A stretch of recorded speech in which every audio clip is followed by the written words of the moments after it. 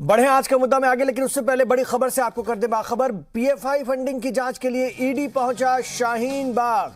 PFI के 5 लोगों को समन, पूरे मुल्क में मुजाहिरों का एक ही कंट्रोल रूम।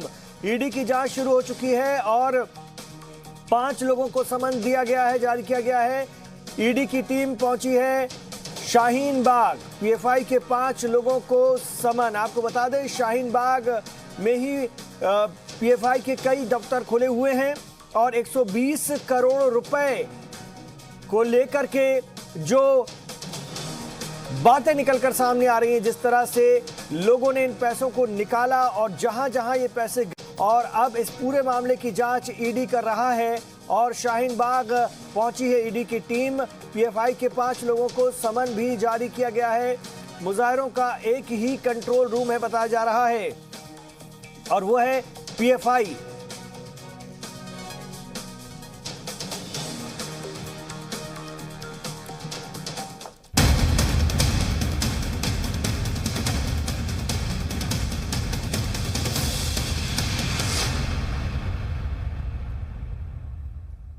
बिस्मिल्लाहिर्रहमानिर्रहीम।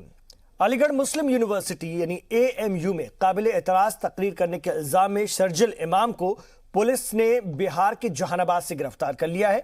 मंगल सुबह पुलिस ने शर्जिल के भाई मुजम्मिल और उसके एक दोस्त को जहानाबाद से हिरासत में लिया। सख्त पूछताछ में उसने बताया कि वो जहानाबाद के काको इलाके में, उसके भाई ने बताया। इसके बाद पुलिस ने काको में छापेमारी करते हुए शर्जिल को गिरफ्तार कर लिया। बिहार पुलिस शर्जिल को जहानाबाद कोर्ट में पेश कर चुकी है और उसे अब दिल्ली ट्रांजिट रिमांड पर लेकर लाया जा रहा है। 25 जनवरी को शर्जिल पर अलीगढ़ में एफआईआर दर्ज की गई थी। असम में भी गद्दार वतन का मुकदमा उस पर दर्ज हुआ था।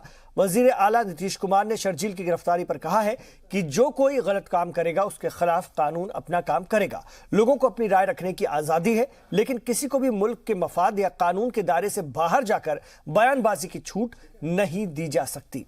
दिल्ली पुलिस अपना काम कर रही है। लोग ये जान लें कि इस धरती पर किसी में इतना दम नहीं है कि वो भारत को बांट सके, ये कहना है नीतीश कुमार का। शर्जील के पिता यानी उसके वालिद अरशद इमाम जेडीयू के कद्दावर लीडर हैं। नीतीश जिस पार्टी के आला लीडर हैं और सरकार है, शर्जील के वालिद अरशद इमाम जेडीयू के कद्दावर लीडर रहे हैं। 2005 के बिहार असेंबली इंतखाबात में अरशद जहानाबाद से जेडीयू के टिकट पर इलेक्शन लड़ चुके हैं, लेकिन उन्हें हार का सामना करना पड़ा था। शर्जील ने 16 जनवरी को एएमयू में एक सभा की थी और इस दौरान कहा था कि क्या आप जानते हैं कि असमिया मुसलमानों के साथ क्या हो रहा है। एनआरसी पहले से ही वहां पर नाफिज है, उन्हें हिरासत में रखा गया है। आगे चलकर हमें भी यह भी पता चल सकता है कि 6-8 महीने में सभी बंगालियों को मार दिया गया है। हिंदू हो या मुस्लिम, अगर हम असम की मदद करना चाहते हैं तो हमें भारतीय फौज और सप्लाई के लिए असम का रास्ता रोकना होगा। अब उनकी गिरफ्तारी हो गई है गद्दार वतन के केस में। पहले रद्दअमल में आपको बताना चाहूंगा, फिर आगे बढ़ते हैं। पुलिस से पटना पुलिस और बिहार पुलिस लगातार हमें कोऑपरेट कर रही थी। बिहार पुलिस के कोऑपरेशन से लगातार हम रेड्स कर रहे थे। 25, 26, 27 तारीख को लास्ट कल रात में हम लोगों ने रेड किया तो इसका ब्रदर मुजम्मिल हम लोगों को मिला। वहां से कुछ और वाइटल इंफॉर्मेशन मिली, जिससे कि हम लोगों ने आज लगभग 2 बजे शर्जिल इमाम को उसके गांव काको, जिला जहानाबाद, मलिक टोला, वहां से डिटेन किया और फॉर्मली फिर हम लोगों ने इसको अरेस्ट किया। फिलहाल इसको हम लोग वहां कंसर्न मजिस्ट्रेट के पास पेश करके इसकी ट्रांजिट रिमांड ले रहे हैं। देखिए, अभी ये इनपुट मिला है कि उसकी गिरफ्तारी हुई है, अभी कई जगह से पता लगा है। इसमें हमारे यहाँ पे भी जो मुकदमा पंजीकृत है उसमें उसके लिए हम लोग जो है रिमांड के लिए अप्लाई करेंगे दिल्ली के अंदर। यस, हर इंसान को ये, चाहे वो किसी जात से बिलोंग करता हो, वो भारत का वासी है तो उसे अधिकार है आंदोलन करने का। वो अपना जो ग्रीवांस है वो बहुत पीसफुल वे में पुटअप कर सकता है। अब इसे लोग समझ जाए ज़रूर, कोई ऐसी बात है हमें एक आध प्रूफ कोई दे दीजिए कि उसने कोई न्यूसेंस क्रिएट किया है, तो मैं उसका बीइंग ए अंकल मैं ये कहता हूँ, मैं हिंदुस्तानी हूँ, हिंदुस्तानी रहूँगा और मैं अपने अधिकार की लड़ाई लड़ूंगा, लेकिन बहुत संवैधानिक रूप से लड़ूंगा, कोई असंवैधानिक रूप से नहीं। अगर प्रोटेस्ट करना अपराध है तो हम अपराधी हैं। मेरे 5 सवाल जिनके इर्द गिर्द हमारी चर्चा चलेगी। हमारा पहला सवाल है कि 16 जनवरी का वीडियो 25 जनवरी को मंजर आम पर आया, इतनी देरी क्यों? किस टाइमिंग का इंतजार था। दूसरा सवाल, शाहीन बाग में शर्जील की मुखालफत हो रही है, जेएनयू में सपोर्ट करने वाले कौन है? शाहीन बाग में शर्जील की मुखालफत हो रही है, ये सच्चाई है, लोग उसकी विरोध कर रहे हैं, उसकी मुखालफत कर रहे हैं, लेकिन जेएनयू में सपोर्ट करने वाले कौन है? तीसरा सवाल, शर्जील के वालिद जेडीयू लीडर रहे, जेडीयू एनडीए का हिस्सा है, इस पूरे मामले को कैसे देखा जाए? चौथा सवाल, क्या इस तरह के बयान सीएए मुखालिफ तहरीक को कमजोर कर रहे हैं? यह भी मुजाहिरीन को समझना होगा अगर वो अपने मुजाहरे को बड़ा बताते हैं और अपने मुजाहरे को हक राह पर बताते हैं। पांचवा सवाल, शाहीन बाग प्रोटेस्ट इतना अनऑर्गेनाइज क्यों है? क्यों बाहरी लोग कहकर मुतनाज़ा बातों से पल्ला झाड़ने की हो रही कोशिश? आपने अक्सर देखा होगा कि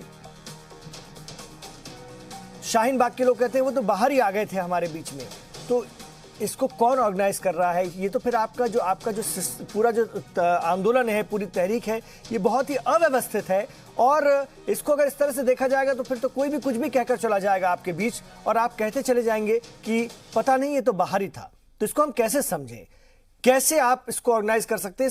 इसको भी लेकर के बात होनी चाहिए, वरना इस तरह के आंदोलन का कोई फायदा नहीं। मेरे साथ बहुत खास इस वक्त मेहमान जुड़ गए हैं और एक और खास बात यह है कि अगर ये जेडीयू से इसके वालिद चुनाव लड़े थे, हार गए थे, बीजेपी उस समय सपोर्ट कर रही थी, अगर कांग्रेस या किसी और सियासी जमात का अभी तक कोई कनेक्शन निकलता होता तो भारतीय जनता पार्टी का रुख, उनके लीडरों का रुख, सोशल मीडिया का रुख कुछ और ही हो गया होता। यह भी इस देश की सच्चाई है। बात करेंगे, मेरे साथ निखिल जैन साहब जुड़ रहे हैं भारतीय जनता पार्टी से, तो हमारे साथ अनिल गर्ग जी भी हैं, सियासी तज्जियाकार हैं। खैर मकदम है अनिल गर्ग जी आपका। हमारे साथ शिवली मंजूर साहब स्टूडियो में तशरीफ फरमा है, कांग्रेस पार्टी के लीडर हैं। और हमारे साथ ऋषि मिश्रा जी हैं, सियासी तज्जियाकार हैं। उन्हीं से बात करते हैं। ऋषि मिश्रा जी, सबसे पहले आप ही के पास आना चाहूंगा। ये वीडियो, अब जो कुछ भी होगा कोर्ट को करना है, ऑनरेबल कोर्ट को करना है, वो अपनी कार्रवाई करेगा, कानून अपना काम करेगा। कौन देशद्रोही है, किसके ऊपर राष्ट्र से गद्दारी का मुकदमा, गद्दारी वतन का मुकदमा चल सकता है और क्या उसको सजा हो सकती है अगर कोई सबूत मिलता है तो। लेकिन जो वीडियो देखा गया वो भी अपने आप में बहुत कुछ कह जाता है। 16 जनवरी का वीडियो है, 25 जनवरी को मंजर आम पर यह वीडियो आया। इतनी देरी, इस टाइमिंग को आप कैसे देखते हैं?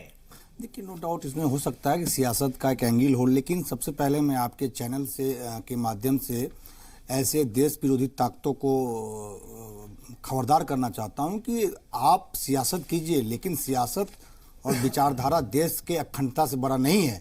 चाहे शर्जील हो, फातिमा हो, ऐसे जो तत्व हैं जो देश विरोधी नारे या देश को खंड खंड करने की बात करते हैं, उनको बर्दाश्त नहीं किया जाएगा। एक बात। दूसरी बात, आपने ही अपने रिपोर्ट में बताया कि शर्जील इमाम के जो पिता हैं, अकबर इमाम, जो 2005 में जेडीयू एनडीए गठबंधन, जेडीयू बीजेपी यानी एनडीए गठबंधन से चुनाव लड़े थे।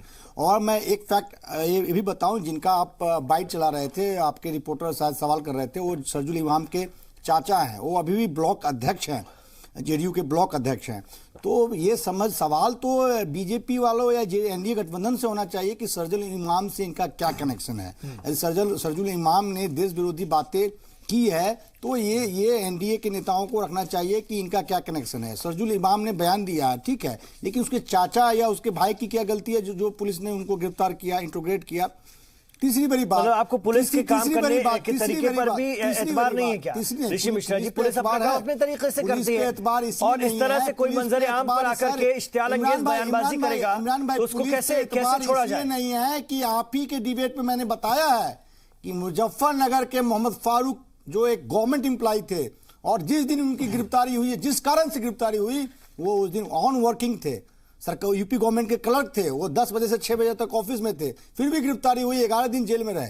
इसलिए पुलिस पे सवाल है। इसमें पुलिस पे सवाल है कि मरे हुए लोगों के विरुद्ध भी एफआईआर कर दिया जाता है, इसलिए सवाल है। सवाल उठता है, आप भेदभाव कहेंगे, बायस्ड होंगे तो सवाल उठेगा, सवाल उठना ही चाहिए। ये लोकतंत्र है, ये पाकिस्तान नहीं है, ये लोकतंत्र है। और तीसरी महत्वपूर्ण बात, लोकतंत्र है, जमहूरियत है, लेकिन इसका इस लेवल पर बेजा इस्तेमाल हो रहा है। आप देख रहे हैं, आप चिकन नेक काट देंगे।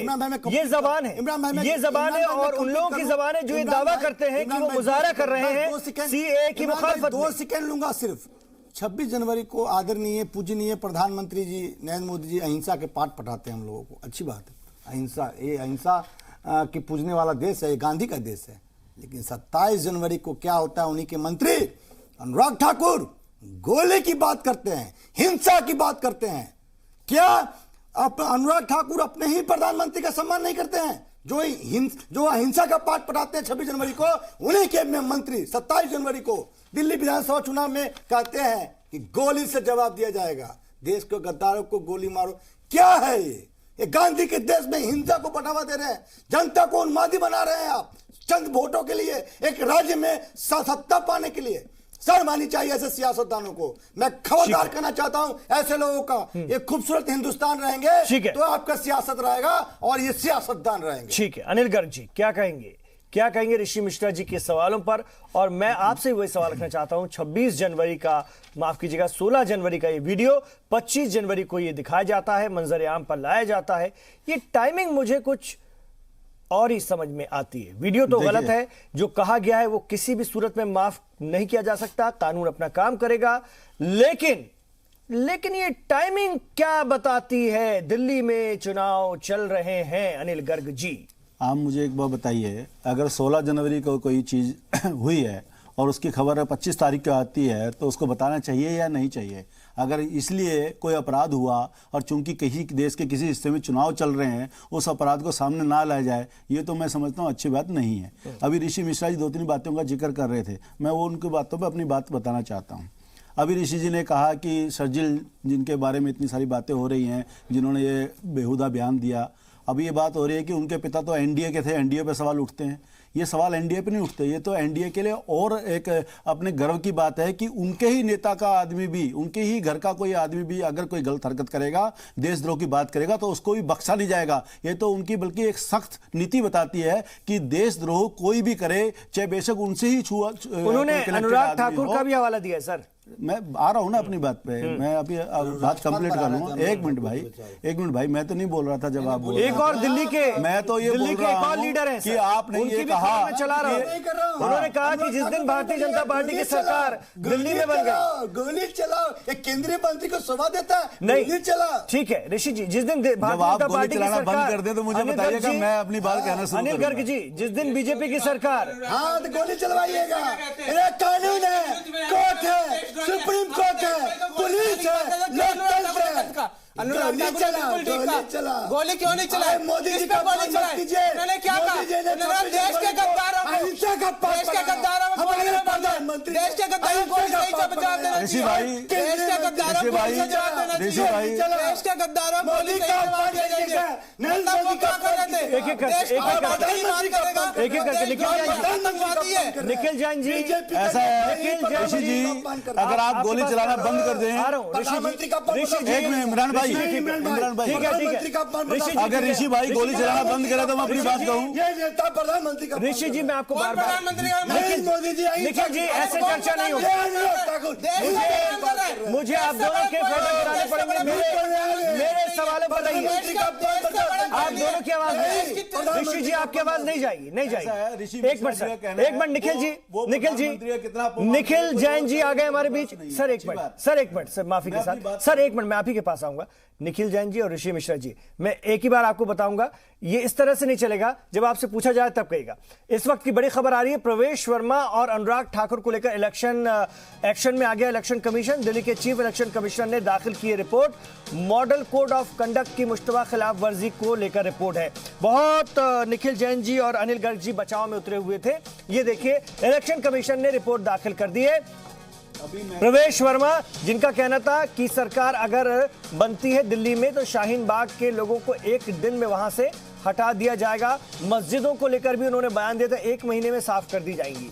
अनुराग ठाकुर का भी बयान था। मैं अभी आ रहा हूं, बस आप लोगों के पास जरा मैं ब्रेकिंग न्यूज बता दूं तो प्रवेश वर्मा और अनुराग ठाकुर को लेकर एक्शन में इलेक्शन कमीशन। दिल्ली के चीफ इलेक्शन कमिश्नर ने दाखिल की है report. Model code of conduct की मुश्तबा खिलाफ वर्जी को लेकर यह रिपोर्ट दाखिल की गई है। इन दोनों पर भी गैर जिम्मेदाराना बयान देने का, इश्तियाल अंगेज बयान देने का इल्जाम है। हमने भी आपको इनके बयान सुनवाए थे। प्रवेश वर्मा और अनुराग ठाकुर को लेकर अभी ऋषि मिश्रा भी काफी बरहम थे और सीधा इल्जाम लगा रहे थे कि इस तरह के बयानों को लेकर कार्रवाई क्यों नहीं हो रही है। तो चीफ इलेक्शन ऑफिसर ने इस पूरे मामले में कार्रवाई शुरू की है और दिल्ली के चीफ इलेक्शन कमिश्नर ने रिपोर्ट दाखिल की है। मॉडल कोड ऑफ कंडक्ट की मुश्तबा खिलाफ वर्जी को लेकर के ये रिपोर्ट दाखिल की गई है।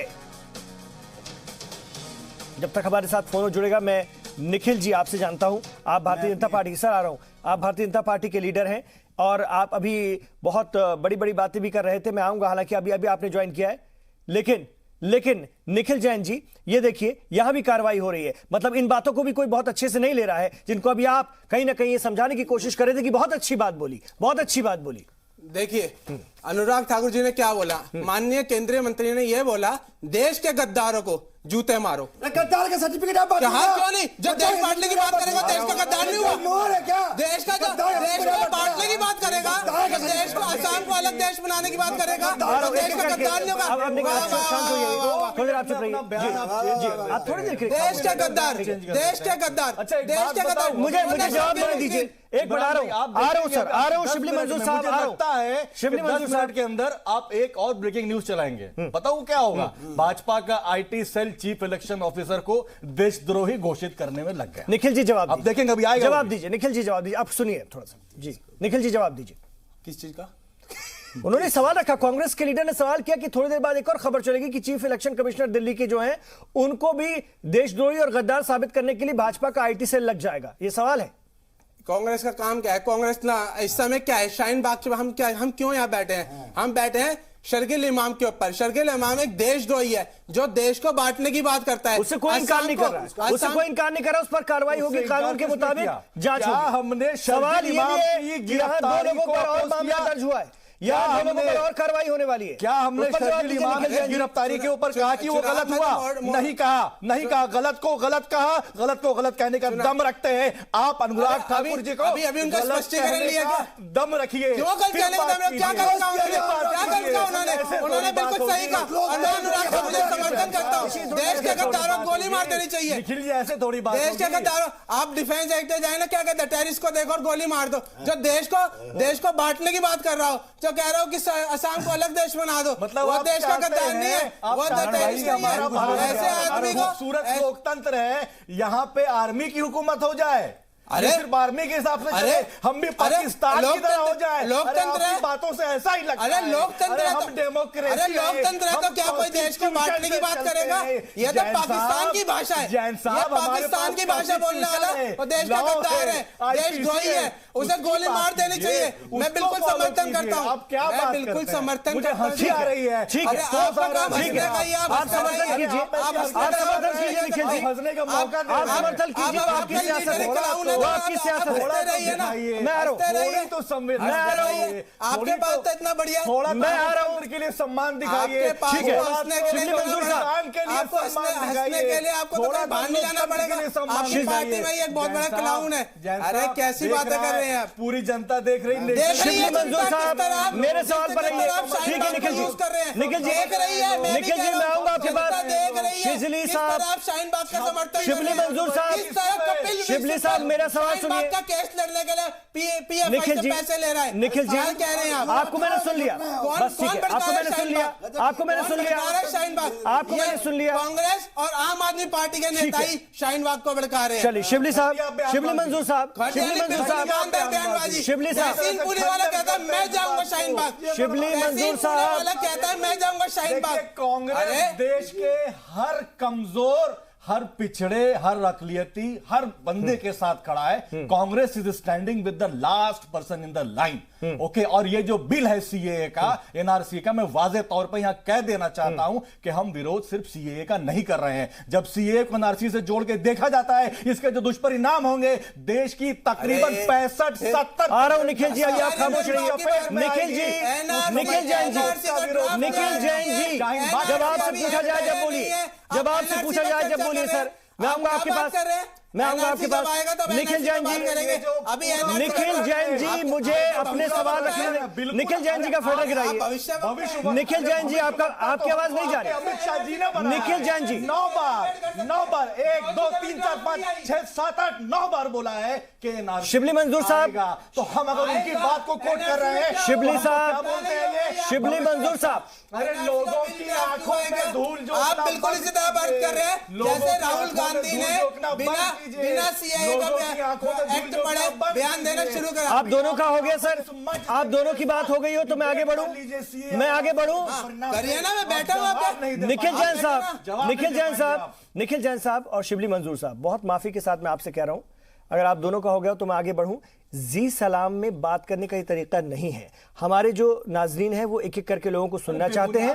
नहीं, मेरे सवालों पर रहिए, मेरे सवालों पर रहिए, मेरे सवालों पर रहिए, मेरे सवालों से बाहर नहीं जाइए, भटकाने की बात, मेरे सवालों पर। निखिल जैन जी, आप अगर इस तरह से बोलेंगे तो फिर आपकी आवाज नहीं जाएगी सर। मैं आपसे माफी के साथ कह रहा हूं, थोड़ी देर खामोश रहिए, जब आपसे पूछा जाए जरूर आप जवाब दीजिएगा। मेरा सवाल आपसे है शिबली मंजूर साहब, ये बताइए, आपने कहा ना कि सीए और जो भी इसकी मुखालफत में हम उनके साथ हैं, आपने कहा ना शाहीन बाग में शर्जील की मुखालफत हो रही है, जेएनयू में सपोर्ट करने वाले लोग कौन हैं? क्या आप लोग जेएनयू में जो शर्जील का सपोर्ट कर रहे हैं उसके सपोर्ट में रैलियां कर रहे हैं, नारेबाजियां कर रहे हैं?